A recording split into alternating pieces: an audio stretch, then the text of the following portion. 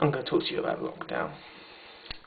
Lockdown has me really excited because it's got what I think an undercard needs to have. It's got really good matches on it.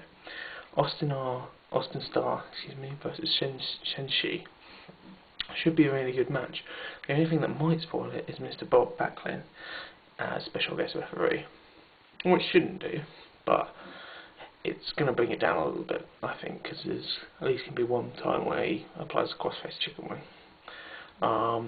But yeah, for example, that match, good match.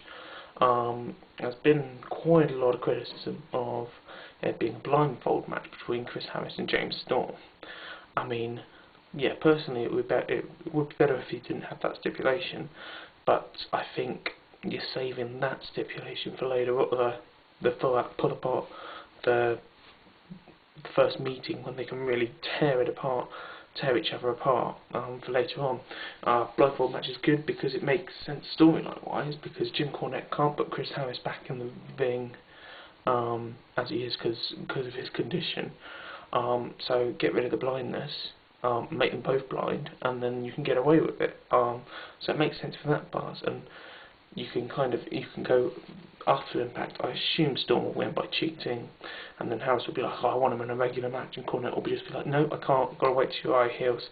So it builds up and builds up, which is cool.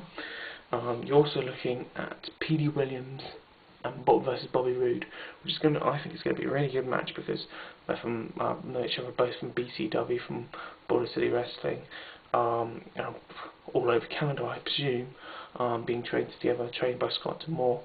They're going to know each other inside out. They're going to have had over 100, 200, 300 odd matches together. They're going to know how to get the best of each other, so it's going to be a good match. And inside a cage, they're given something they can really work with, so I think it'll be good. Jackie Moore versus Gail Kim. It's interesting to see women inside a cage, so why not? Should be good, or should be okay. Be a little bit better than what's her name? Anything that would ever churns out, but that's neither here nor there. It's about Lockdown. You've got the escape match. The rules I find are a bit bizarre, having to eliminate someone, then eliminate everyone, and then it's the last two to escape. I think it'd be far more exciting if you were looking at the first one to escape from 5 of them.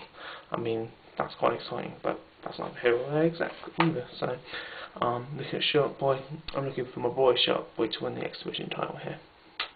Unfortunately not. I think Sabin will probably retain. It'd be a pretty good match. Pretty good, solid people. Solid wrestlers, and as the X Division is solid wrestlers. So no, it's good. I like the way that on this card the X Division isn't just divided to the X Division title. The X Division is all through the card with Petey Williams, and then with the next match, what a link! The link between this me talking about this one into the next one. The Fallen Angel, Christopher Daniels, makes his in-ring return to absolutely annihilate Jerry Lynn, or as he should be known, Jobber Lynn. But yeah, anyway, it'll be a good match. With Daniels coming out on top, we like it. And I think that's the LAX versus Team 3D. I think it's been quite a good feud. I think it's been forced to run a little bit longer. It's been memorable, I think. I think the Latino Nation are quite a useful tool to come out, but yeah, it's just I want LAX to retain the titles, but I don't see them doing it.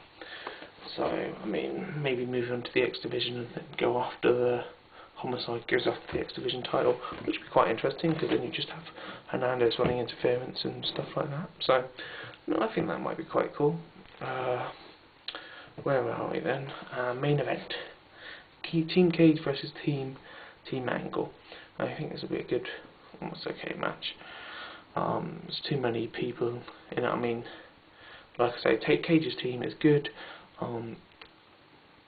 because it kind of makes they all want their title shot, and it's going to be an interesting dynamic to see, because who's actually going to get the pin, because in a way, it's a number one contention match, because when he gets a title shot, that's going to be quite interesting, because I'm pretty sure Cage might, at some point, it makes sense for him to not want a title shot, so say Tomko has the win, might make sense for him to knock out the referee or something like that. So it's good, it's intriguing in that context.